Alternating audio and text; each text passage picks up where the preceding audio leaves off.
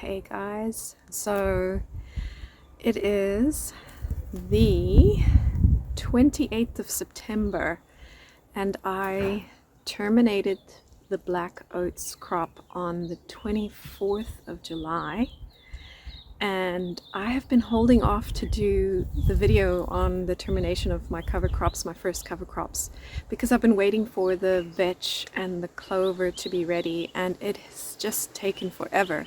The vetch has now gone to flower and I've dealt with it, terminated it a certain way, and the clover is still going. I just made that decision at the last minute, and I've decided that I'm going to do two videos about termination.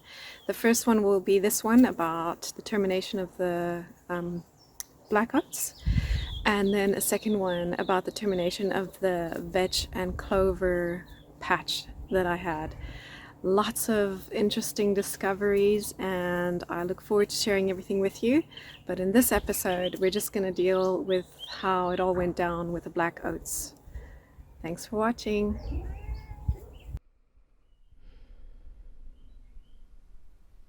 I heard that the best time to terminate oats is when it is at milk stage. This is when you squeeze the seed heads and a milky liquid exudes.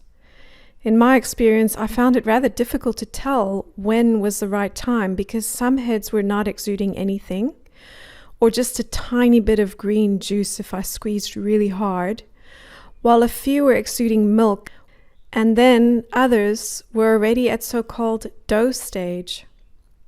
This is all in the same day from the same planting area. I figured that because my soil was so degraded, the oat seeds maybe didn't develop as optimally as they could have were they planted in good ground. Nonetheless, it is amazing that despite the poor conditions, the oats grew and grew relatively well, performing the exact function I needed them to in this spot, and that is to provide structure and support for the ground, to prevent further erosion down the slope, and of course to provide plenty of biomass and cover for protecting the soil against the elements, slowing evaporation, and hopefully being the first step in encouraging life to return. Someone is very upset that I'm cutting down the oats. Reggie? Why are you so upset, my boy? You like the oats, hey? You're not happy, my boy? Hey? Okay, I'm sorry. It was not practical for me to use the lawnmower to terminate this crop, and I really wanted the close-up experience of working hands-on instead of using a petrol-powered weed eater. So I decided simply to chop down the oats with my bare hands, using an ordinary pair of scissors. It worked beautifully, and the experience of working so close with the oats in the ground was an enjoyable bonding exercise. I did opt to first harvest from a few of the prime oat plants, the upper part of the stems, leaves, and seed heads of the oats, as I plan to dry a small batch of the best to use in making oat straw infusions. Most of the oats, upon chopping it down, I just let lie there where it landed to act as a mulch. I didn't terminate the oats below ground level because I was happy about the possibility of it growing back. The biggest mistake I made was that I didn't plant enough oats. I planted 2 of these bags when I should have actually planted double that.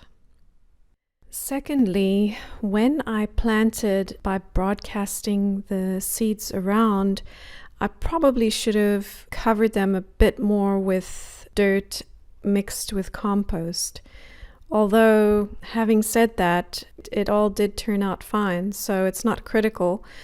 I realized how important timing was. I timed the planting perfectly, thankfully, and the weather played along with the rain that I needed. But I also had to be extra careful about watering often especially in the beginning, in the first 2 weeks. I also learned that our cats love oats.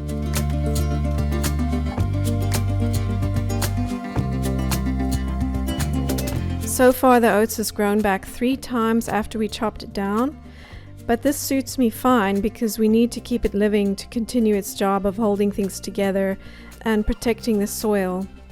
I've simply put down cardboard wherever I want it to die back, where I plan to plant into beds. So, as my first winter cover crop experience, I can say that I do highly recommend planting oats, in this case black oats, even and possibly especially in the case of degraded, lifeless, sandy, exposed soil. The fact that you are able to broadcast the seed also means a lot less labor. The main thing, however, is to make sure that you plant enough, because I did find that I had weeds growing in between. This wasn't a big problem for me at all though, because when I terminated the oats above ground, as I went along, because I was working by hand, I terminated any weeds I was finding in between just below ground level, so that those weed roots remained in to help keep everything together, but just getting rid of the tops and ensuring that I terminated below ground in the case of the weeds so that they couldn't resprout and grow back. And of course tackling them well before they went to seed.